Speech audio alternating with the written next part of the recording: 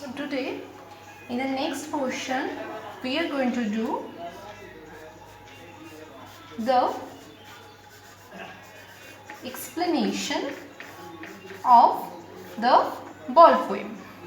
So the poem begins by saying that there is a boy about whom nothing is mentioned, but only what is mentioned is that the boy lost his ball. So what is mentioned? A boy is mentioned, ball is mentioned, and this verb, this thing that he lost a ball. Only this much is mentioned. Now, I have told you to have an emotional connectivity. So here, the boy, sit in the position of this boy, feel this boy, because you have to connect with him. And I have told you that ball, this is not only a simple ball, but what does it symbolizes? It symbolizes worldly things. Okay? Because he has certain love for the ball. So this ball symbolizes worldly things, and he has lost this ball for which he has love in his heart. Okay, so the boy has lost his ball. Now what is the inner meaning? The first time this young life, this boy is learning that what is it like to experience grief at the loss of a much loved possession. So what we know? We know that he is not a man. What? He is not a man. So what he is? He is a young lad. Okay? He is young. So young. So a man who is of much age, they are more experienced than you people. So they have lost more worldly things than the young person has lost. But here the boy is young. So he at this ripe age is experiencing what? Grief. What he is experiencing? Grief means sorrow. He is experiencing sorrows at the loss of ball, means the loss of worldly things. So the boy has lost the ball for which he had love in his heart, which symbolizes the worldly things, and for that he is experiencing grief. Okay, he lost the ball for which he had love, and now he is experiencing grief. So this is the first line or the first portion which tells us this. Now I have told you the ball symbolizes worldly things. The ball also symbolizes something more. For a man, worldly things can be his family, can be something that he has earned with money. But for a boy, what is the main thing of a boy? His main thing is childhood. We play with a ball when we are small. So, the ball symbolizes childhood memories.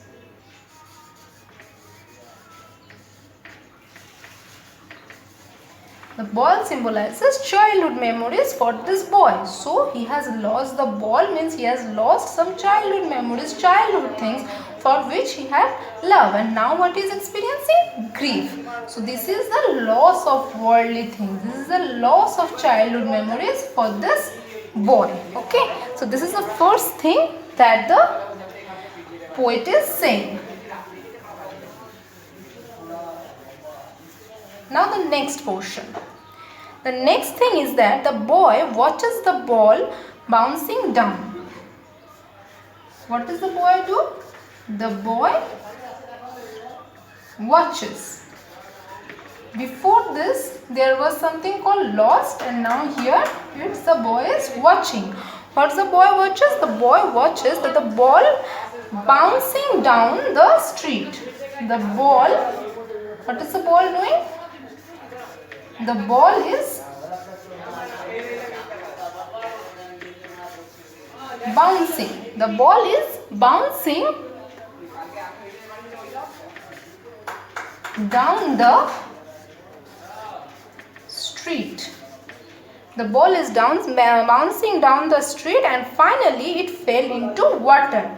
Then what happened? finally it fell into water. So what fell into water means it fell into somewhere where the boy could not get it again. So here you can see the ball fell into water by bouncing down the street, from which the boy could not get it back. So the boy's memories or his things, his worldly things, his love, everything went where? Went into water, through which, through the ball bouncing down the street, fell into water. Through this thing, the poet wants to show us what?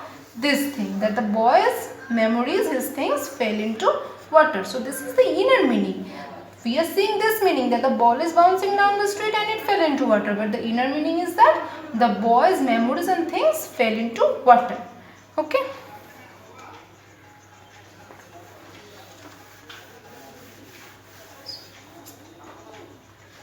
And how did it fell, you know?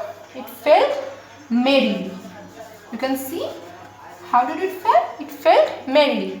Merrily means happily. Happily means the things that we owe that won't go away from us. What happens? That go away from us. How does it go away? It goes away happily. Because when old things go away, then only we get new things, we get new memories.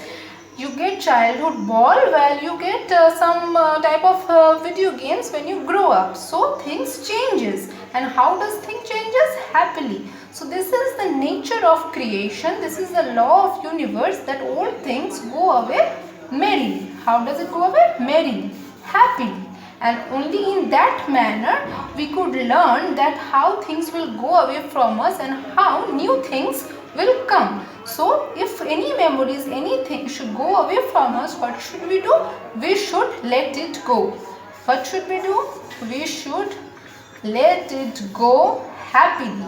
Okay, because things changes, situation changes, we grow up, we become man from child, we become woman from child, and we generally grow up in a very quick manner, and that change should be a happy change. It shouldn't be anything very destructive. Instead, it's something constructive. So the ball went away merrily means the changes are going away very happily. The things are going away happily.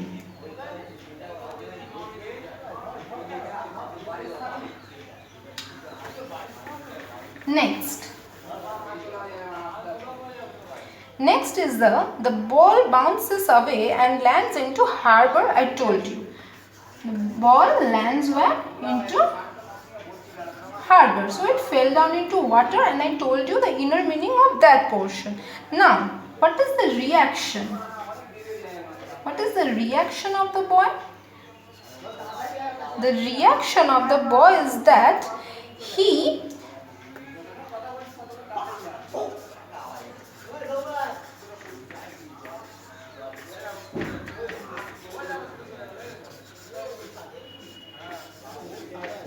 is troubled with the loss. What is in what situation his mind is? He is troubled with the loss. So that is the reaction of the boy. And next what happens? What is the realization?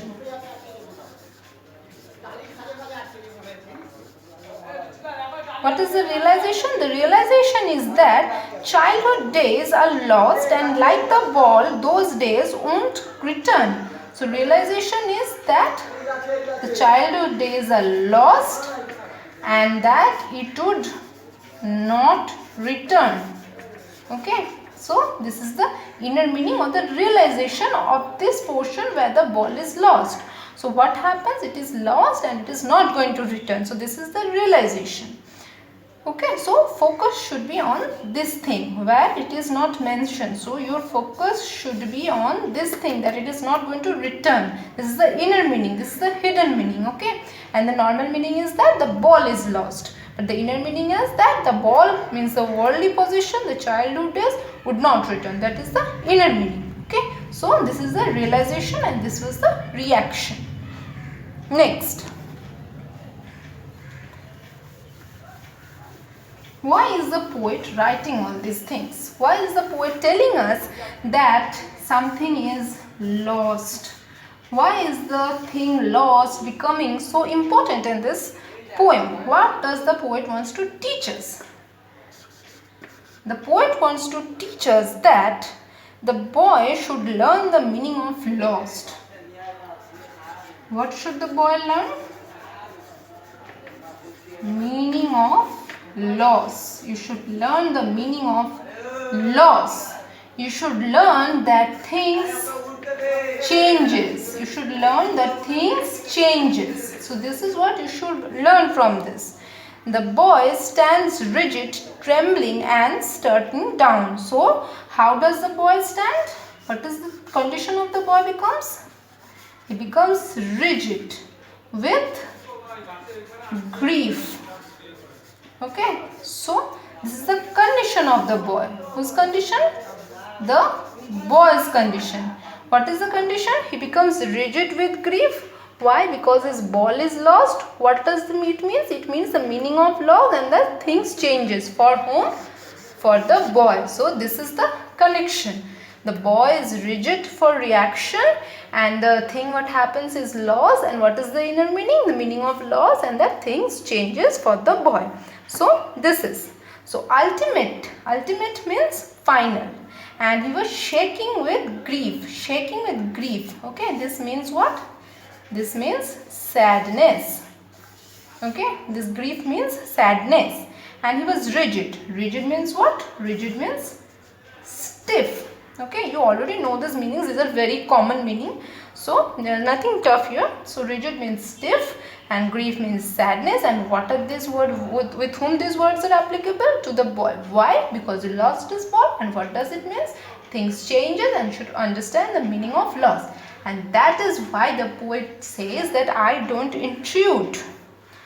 What does the poet say? The poet says that I don't intrude. Intrude meaning, you know what intrude meaning is to enter a situation. Okay, this is situation. Bear with me. This is situation where one is not welcome. Okay,